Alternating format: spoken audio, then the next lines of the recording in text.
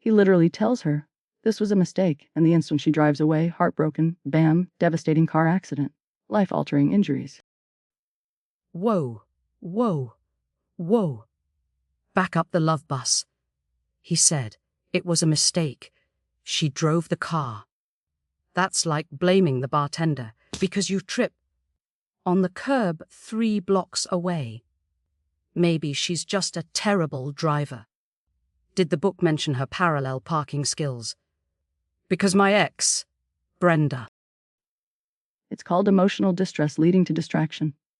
A well-documented phenomenon. And welcome back to Heartbook Radio, where nuance apparently goes to die. We are supposed to be discussing Flirting with the Frenemy by Pippa Grant. Right? The pirate book. Where everyone talks like Captain Jack Sparrow after 3 too many rum and cokes, and the main dude, Wyatt, is probably related to my neighbor Gary, who waters his plastic lawn flamingos. Total brick wall. That guy. It's set in a pirate-themed town, Shipwreck, Georgia, and Wyatt is a military single father grappling with immense guilt, not Gary. The author uses hyperbole and almost manic energy to explore themes of manic. That's putting it mildly. One reviewer said the author has a manic, super weird, crazy person writing style. See?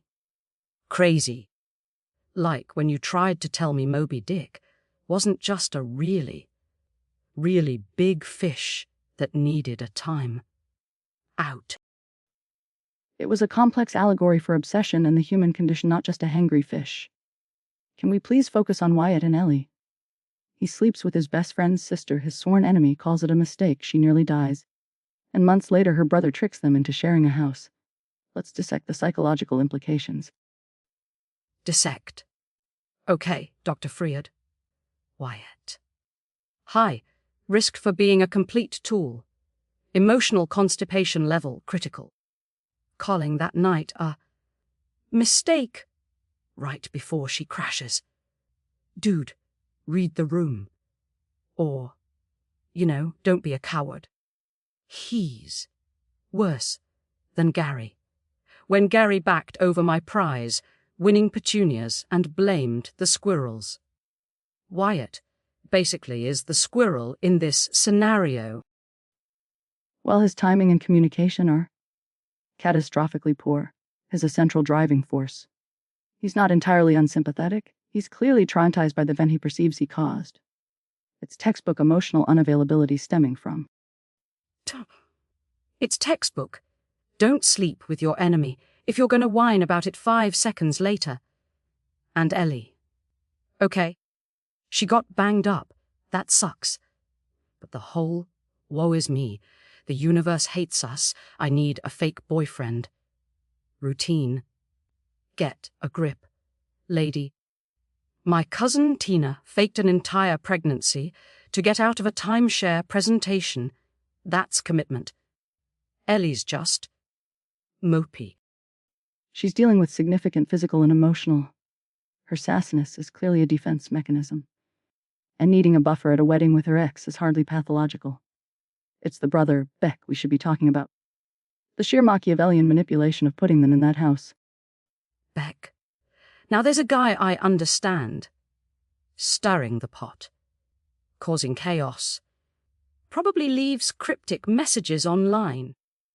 I bet he's hilarious at parties. And the parrot. Don't forget the parrot. Full-mouthed parrot. Sign me up. I bet.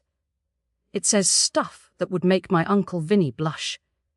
And he drove a garbage truck in Queens for 40 years. Right. The parrot. Which brings us to the question, is actually any good? Because the reviews are polarized. Some call it perfection. The funniest booker. One poor soul apparently shot Diet Coke out her nose laughing. See, Diet Coke. That's the gold standard. If you're not risking nasal beverage expulsion, is it even comedy? Forget your fancy literary analysis. Did it make you snort? Others called it a mockery of rom-com. Tedious, completely stupid, with characters that aren't even close to anything that resembles normal humans. One reviewer just quit, literally typed, Felicia. Hey.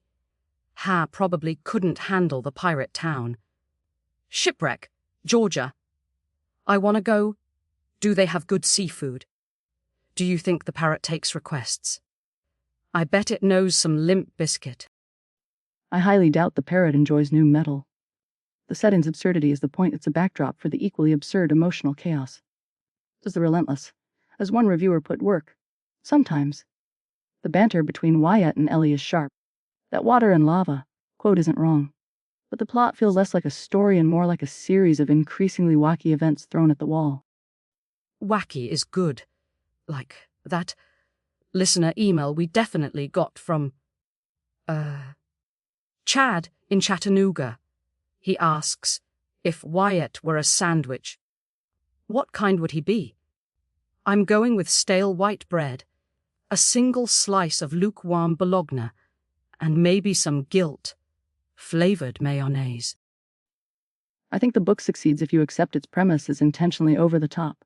It's playing with rom-com tropes, exaggerating them to a comedic, albeit sometimes exhausting, degree.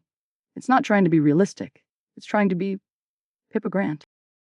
So, it's okay that it makes no sense and the dudes are drip because pirates and parrots. Is that what you're saying? You liked it. I appreciated certain elements. The exploration of recovery, the chemistry despite the flaws. It wasn't entirely without merit. All right, judgment time. Let's rate this pirate ship of fools. You first. Give it the old Vance Vinegar rating. Fine.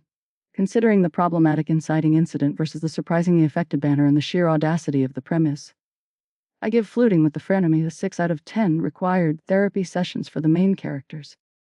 Therapy sessions. Boring.